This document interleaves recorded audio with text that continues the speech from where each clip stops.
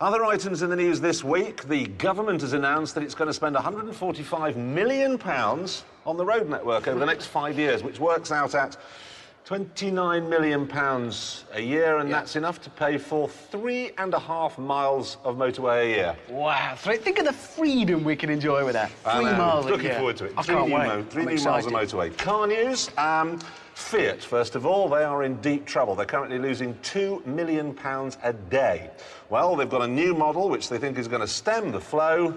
There it is. Look at that, they're saved. They're saved. They'll be fine with that. It's an estate version of the Stilo, and it is actually very important this works, because if Fiat goes to the wall, they will take with them Lancia, Alfa Romeo, Maserati and Ferrari, and of course they won't go to the wall because they're going to get bought by General Motors. So if you don't buy one of these, General Motors gets Ferrari. It's that simple, so buy one. News now of the new Micra, a rather gorgeous-looking little thing as well. That's actually not it, though. That's the only thing. Lovely though it is. They will do that eventually. This is going to be the new Micra, which is that's all right. That's not bad. I've always quite liked the Micra myself. The important thing about it, though, is loaded with technology, even in a small car, it's even going to have, and you've probably seen this, keyless entry. So you walk up to the car and no, I've got some experience of that, and there is a slight problem with it, because you keep a little smart card in your wallet, OK? You get out the car, push a little button, door's locked. You walk away and you think, is that locked? So you walk back to check. Of course, it recognises the smart card, sees you coming, it's open. You could be there for days. The only way you know whether it wasn't locked is someone nicks it. Yeah, that's the only way you find out for definite. Now, this. We all know the Smart, the one that's been around for a few years, the one you can park nose onto the pavement. Well, now they've got delusions of grandeur, and they've launched, well, I think we've got some footage of it here.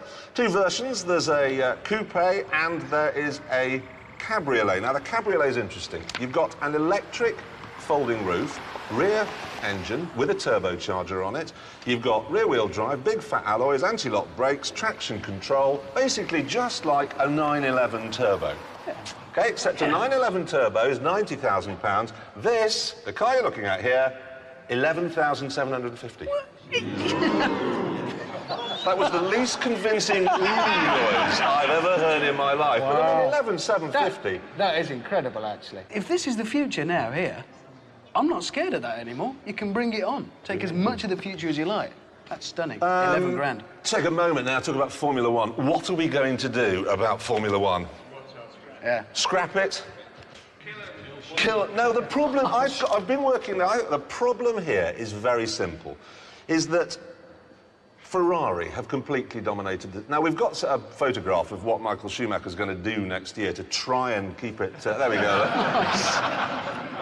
That's what he's going to do next year, to try and level it out a bit. But really, the problem, as I see it, is that the teams have taken over, the technology has taken over. Now that they've got traction control and gearboxes that change for you, and I heard the other day that the teams, the pit crews, can actually tune the engine from the pit wall. Well, they actually sit, spanners. Oh, no, we'll turn the revs down a bit. No, one of them developed a fault, a BMW one, developed a fault, and they rerouted the oil without actually bringing it in, did it remotely. And you just think, where's the driver? The driver is the big hero. He's the guy I want to watch. You know, it was like the Second World War, you had fighter pilots, they were the big heroes. After that, they were racing drivers. I want to see heroes. I don't want to see geeks in black clothes going, ooh, well, if I just fiddled with this laptop, we'll make it go faster. In fact, I'd execute them. I'd shoot them in the back of the neck with a 9mm. I want to see drivers take it. I want Formula One unplugged, rip out all the technology and give us proper racing again. Do you know, Jeremy, that was strangely touching, your desire for heroes. I'm just fed up with this. I don't blame Ferrari. I can't blame them. You know, they built a better car, they won. Just get rid of all the technology. I think computer animate the entire sport and get rid of them all in real life. Right, here's some stirring news for us, in that it's a very stirring car. The new Bentley Continental GT. That is a very, very big car indeed. I think it's gorgeous. You're a bit... about... It's fine. It's got a slightly Vanessa Feltzy rear. Yeah, there is something of her. But the important thing about the car is the engine, right? Powering that is a W12. Massive engine. It's the same engine they put in the Volkswagen Phaeton, which I've already driven at 200 miles an hour. Exactly. They decided at Bentley, not enough girl stuff. Strap a couple of turbos to it, see how it'll do then. Which is great, but it's given them an interesting problem. It's now chucking out so much torque that they can't tell us how much torque it's putting out. Every time they strap it to the machines that they measure it on, it breaks them. These are things the size of a building, these machines. They strap it down, tie it all in. You could tie it to this base here, and it would just spin the whole studio We'd actually around. go round it, yeah, that's exactly exactly what would happen. So, unfortunately, they can't tell you how powerful it is, just lots and lots of torque.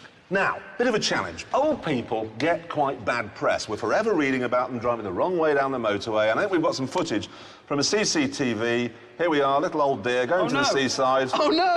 Brake, oh, no! And she didn't do it. And, of course, she turned out to be 170-13. Yeah.